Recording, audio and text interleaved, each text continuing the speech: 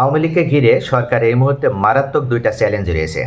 ইতিমধ্যে শেখ হাসিনার মৃত্যুদণ্ড দেওয়া হয়েছে এবং এই রায়কে ঘিরে আওয়ামী লীগের বিভিন্ন নেতাকর্মীরা তারা কিন্তু সারা দেশেই ককটেল বোমাবাজি তারা এটা একের পর এক অব্যাহত রেখেছে।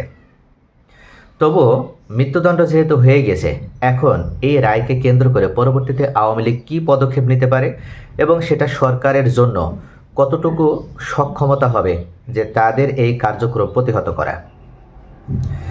বিশেষ করে চলতি মাস অর্থাৎ নভেম্বরে অপ্রত্যাশিত কিছু ঘটনাও ঘটবে, যে ঘটনায় অনেক রাজনৈতিক সিদ্ধান্ত পরিবর্তন হবে। কি হবে কেউই কিন্তু বলতে পারছে না। বিদেশি যে মোড়লরা তারা কিন্তু থেমে নেই, কেননা খলিলুর রহমানকে এখন দিল্লি যেতে হচ্ছে, এটা একটা বড় প্রশ্ন। এই রাজনৈতিক প্রশ্নের মীমাংসা কিন্তু করতে হবে। নির্বাচন এবং শেখ হাসিনার বিরুদ্ধে রায়, বাংলাদেশে এখন যারা ক্ষমতাসীন আছে তারা এটাকে কিভাবে হ্যান্ডেল করছে তার দিকেও নজর আছে। শুধু ভারত না, পশ্চিমা বিশ্বও হঠাৎ করে কেন যুক্তরাজ্যের মন্ত্রীর কাছে বলতে হলো যে আওয়ামী লীগ নির্বাচনে অংশগ্রহণ করতে পারবে না। মাননীয় প্রধান উপদেষ্টা কিন্তু এই মুহূর্তে উনি ওটা উল্লেখ করেছেন। আর তার পরপরই অনেকেই প্রশ্ন করছে যে ডক্টর ইউনূস এই মুহূর্তেই কেন বলতে গেলেন যে আওয়ামী লীগ নির্বাচনে অংশগ্রহণ করতে পারবে না। তাহলে কি ডক্টর ইউনূসের সুদূর প্রসারী কোনো পরিকল্পনা আছে?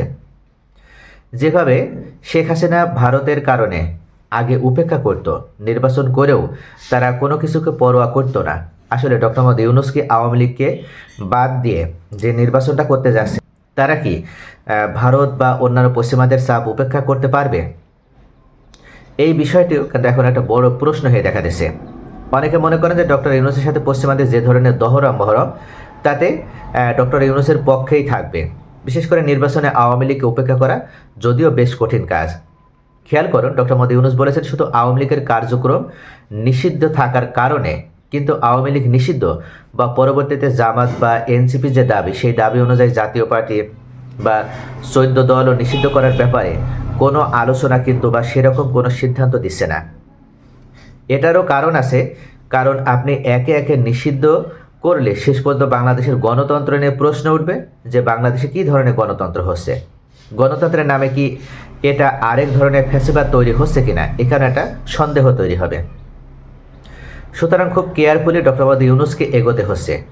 এখনও আমরা জানি না পরিষ্কারভাবে যে চাপটা তিনি আসলে কোন দিক থেকে আসছে। কিছু আলামত পাচ্ছে যুক্তরাজ্যের মন্ত্রীর বাংলাদেশে আসায় ইউনূসের সঙ্গে সাক্ষাৎ করা এবং ওই প্রশ্নটা উত্থাপন করা যে আওয়ামী লীগ নির্বাচনে অংশগ্রহণ করতে পারবে কিনা। ভারত একটা বড় ফ্যাক্টর এক্ষেত্রে। যতই আমরা মুখে মুখে বলি না কেন যে ভারতের চাপ যদি আসে, সে ভারত তো শুধু চাপ দেয় না, ভারতের সাথে অনেকগুলো শক্তিও যুক্ত থাকে। তো ফলে আওয়ামী লীগ নির্বাচনে অংশগ্রহণ করতে পারবে কিনা, শেখ হাসিনার যে রায় দেওয়া হলো সেখানে ভারত কতটুকু গভীর উদ্বেগ জানাবে, অনেকগুলো প্রশ্ন এখানে আছে।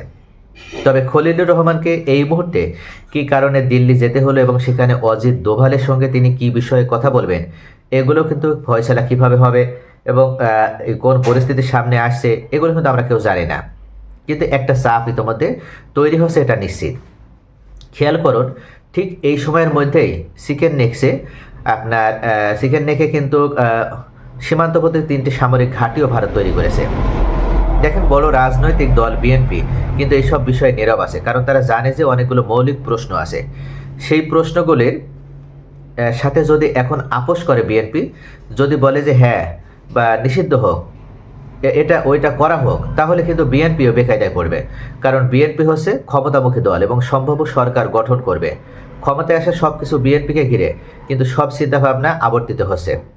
ফলে বিএনপিও কিন্তু এইসব প্রশ্নে চুপচাপ আছে অথবা এড়িয়ে যাওয়ার চেষ্টা করছে।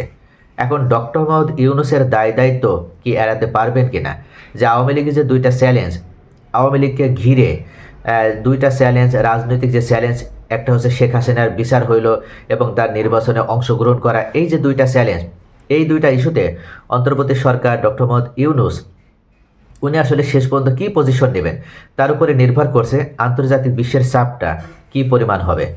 এখানে যদি একটা মাঝামাঝি অবস্থান নেই, যেমন শেখ হাসিনার মৃত্যুদণ্ড হয়েছে এবং এর পরবর্তীতে যদি আওয়ামী লীগকে নির্বাচনে অংশগ্রহণ করার সুযোগ প্রদান করা হয়, তাহলে কি ডক্টর মোহাম্মদ ইউনূস আন্তর্জাতিক চাপটা উনি সামাল দিতে সক্ষম হবেন?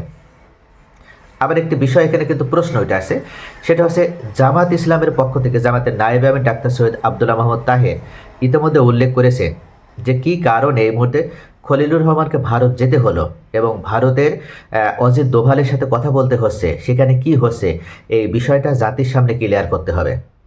অর্থাৎ এই যে একটা চাপ, আন্তর্জাতিক আন্তর্জাতিক চাপ, পাশাপাশি অভ্যন্তরীণভাবে রাজনৈতিক দলগুলোর একটা চাপ রয়েছে। আর এই চাপ উভয় দিক থেকে কিন্তু ডক্টর মোহাম্মদ ইউনূসকেই সামাল দিতে হবে। এখানে আমি একটা কথা বলবো, সেটা হচ্ছে জনগণের বিষয়গুলো কিন্তু আলোচনা হচ্ছে যে তারা যে নীতি নির্ধারণের পর্যায়ে অনেকেই কিন্তু সেটা মনে করেন যে নভেম্বর মাসের 20-22 থেকে শুরু করে ডিসেম্বর পর্যন্ত একটা সংকটকাল অতিক্রম করবে বাংলাদেশ। যে কোনো দিকে বাংলাদেশের রাজনৈতিক পরিস্থিতি মোড় নিতে পারে বলে অনেকেই মনে করছে। তবে এই মুহূর্তে ডক্টর মোহাম্মদ ইউনূসকেও এই বিষয়টা মাথায় রেখে তাকে কিন্তু সকল চাপ উপেক্ষা করে সঠিক পথে দেশটাকে নিয়ে যেতে হবে।